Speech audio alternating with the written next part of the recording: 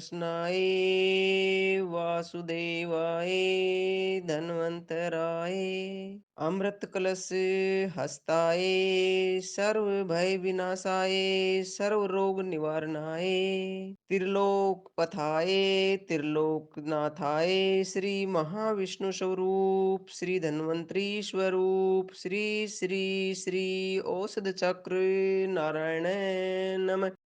पंच परवा दीपावली की एवं धन त्रयोदशी की हार्दिक शुभकामनाएं।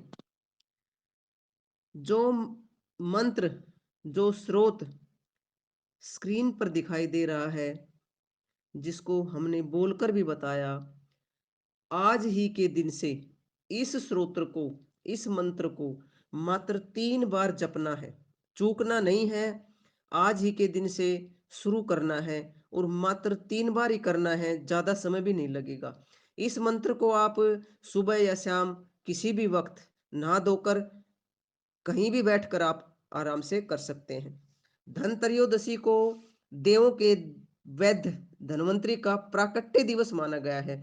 धन्वंतरी देव की आराधना इस विशेष दिन से प्रारंभ करने से उन देवों के वैद्य की कृपा हम पर पूरे वर्ष भर बनी रहेगी।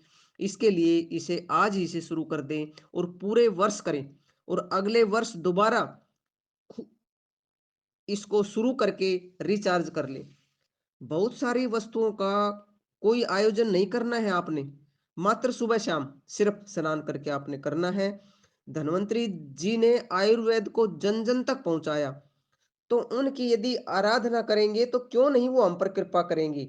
जैसा कि पहला सुख निरोगी काया और दूसरा सुख घर में हो माया। सबसे पहला सुख निरोगी काया है। यदि आपकी काया निरोगी नहीं है तो आपके पास कितना ही धन पड़ा रहो, आपके पास कितने अच्छे बच्चे हों, कितनी अच्छी पत्नी हो, चाहे धन धान्य से भरे भरपूर रहें, चाहे आपके पास जमीन हो, जायदाद हो, अगर आपका स्वास्थ्य ठीक नहीं है तो आप एक कोना ढूंढते रहेंगे कि मुझे एक कोने में चैन मिल जाए किसी तरह। इसलिए खरीदने और बेचने के साथ साथ वो काम भी करें, जरूरी है, लेकिन सेहत भी खरीदें। प्रकृति से जुड़े, प्राकृतिक ही खाएं, स्वास्थ्य के नियमों का भी पालन करें और इस मंत्र का नित्य प्रति जाप करें, ताकि आपको शरण मिले उन देव धन्वंतरी महाराज की। आयुर्वेद की शरण में भी आज ही के दिन जाएं। आयुर्वेद को हम फुटकर रूप में अपनाते हैं, लेकिन आज से संकल्प लें कि हम संपूर्ण रूप से जितना यथासंभव हो सकेगा हम अपने आयुर्वेद को अपनाएंगे, हम अपनी परंपरा को अपनाएंगे। इस दिवस को बड़े उल्लास और हर्ष के साथ और श्रद्धा के साथ मनाएं, ताकि आपको पूरी साल याद रहे कि मैंने ये दिन सेहत के रूप में मनाया। संकल्प लें कि इस स्रोत का पाठ तो करेंगे ही, और हम अपने घर में आयुर्वेद के कुछ ग्रंथ जैसे कि चरक संहिता, सुश्रुत संहिता, भाव प्रकाश निघंटु, अष्टांग हृदयम, इनके कुछ नित्य प्रति श्लोक पढ़ेंगे, समझेंगे, उनका मनन करेंगे, उनको याद रखेंगे, तो फिर आपकी सेहत अपने आप ही ठीक रहेगी।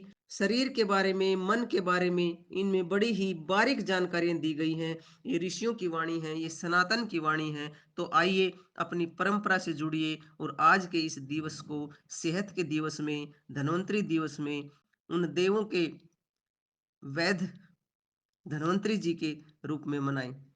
यदि आप सेहत के सामान्य नियमों का पालन करते हुए इस मंत्र का जप नित्य प्रति करेंगे और उन देव धन्वंतरी महाराज की आराधना करेंगे, तो निश्चित रूप से ही आप शारीरिक, मानसिक और आध्यात्मिक लाभ एक साथ प्राप्त करेंगे। आप सभी के लिए बहुत प्रार्थना, आप सभी का आनंदमय मंगल हो, आप सभी की स्वास्थ्य मुक्ति हो, हम सभी और आने वाली भावी पीढ़ी भी शुद्ध प्राणवायु में सांस ले सके, इसी बात के लिए हम निरंतरता के साथ प्रयासरत हैं। और जब तक रहेंगे तब तक इस पुण्य कार्य के लिए निरंतरता के साथ आपसे मिलते रहेंगे।